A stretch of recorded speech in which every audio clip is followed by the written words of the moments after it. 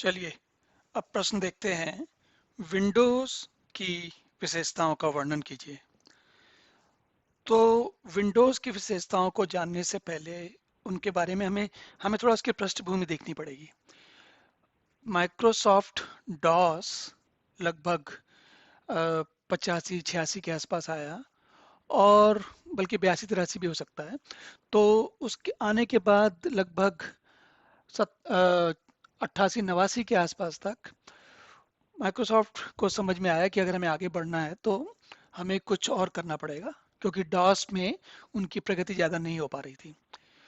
तो उस बीच में एप्पल की जो मैकिन्टॉश था और मैक ओएस था, ये काफ़ी प्रचलित हो रहा था।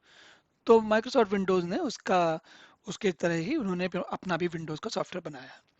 अब क्या हुआ इसमें, बनाया क्यों उन्होंने? देखिए ऐसा है, जब हम कमांड देनी होती है तो सब लोगों को, जिनको भी कंप्यूटर का प्रयोग करना है, उन्हें कमांड सारी याद रखनी पड़ती है ना। जैसे देखिए, अगर आपके सामने इस तरह की स्क्रीन देख रही हो तो क्या होगा, जो कुछ भी है आप आगे कोई भी कमांड देनी है आपको, तो उसको आपको सोचना पड़ेगा मैं क्या कमांड दूं, है ना। तो कुल मिला के इसके बनिस्बत अगर आपके सामने कुछ आइकॉन है, कोई चित्र दिख रहा है, तो सहज कौतूहल के कारण आप उसमें उसको कुछ साथ कुछ करना चाहेंगे, कुछ आगे बढ़ेंगे, कुछ उसमें लिखा रहेगा, तो वो आपको आकर्षित करता है।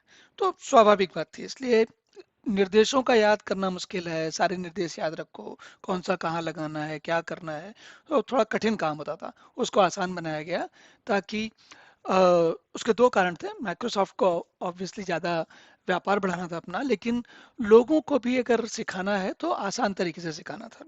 तो इसके कारण ये आरंभ हुआ, तो चित्रों के साथ काम करना सरल हो जाता है।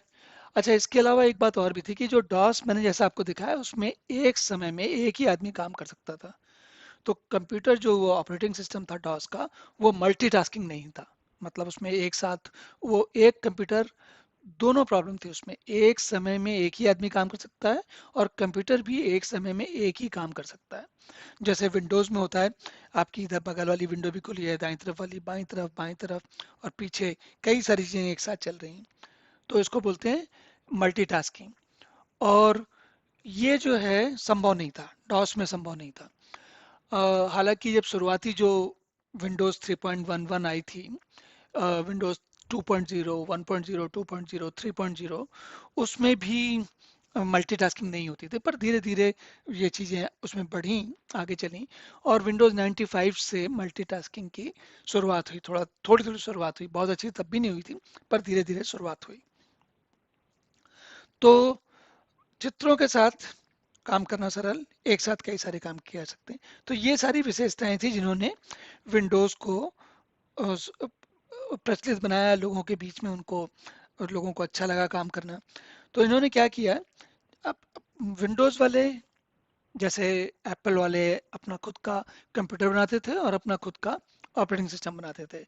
माइक्रोसॉफ्ट विंडोज बहुत बाद तक, अभी पिछले कुछ 10 12 5 7 सालों में उन्होंने अपना कंप्यूटर बनाना खुद शुरू किया है, पर उसके पहले उन्होंने कभी अपना कंप्यूटर नहीं बनाया, उन्होंने केवल सॉफ्टवेयर बनाया है।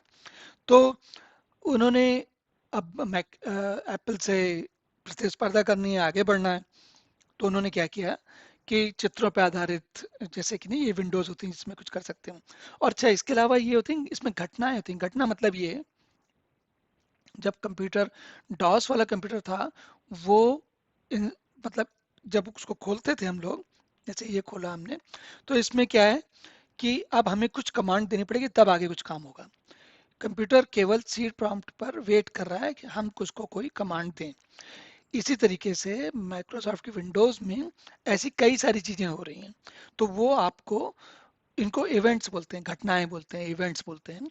और वो हर इवेंट का कुछ, आप उस इवेंट में जब आप कुछ काम करते हो तो उस इवेंट के कारण कोई उत्तर मिलता है आपको। तो वो जो है, ये विशेषता होती है माइक्रोसॉफ्ट के विंडोज या विंडोज ऑपरेटिंग सिस्टम की किसी भी ग्राफिकल यूजर इंटरफेस वाले पे। ग्राफिकल यूजर इंटरफेस किस लिए बोलते हैं? जिसमें चित्रों के जरिए ऑपरेटिंग सिस्टम काम करता है। उसको ग्राफिकल यूजर इंटरफेस बोलते हैं। मतलब जो चित्र हैं वो प्रयोगकर्ता को, यूजर को ग्राफिक्स मतलब चित्र दिखते हैं, और उसके द्वारा प्रयोगकर्ता, मैं और आप कंप्यूटर के साथ उसको निर्देश देते हैं, कुछ काम करते हैं।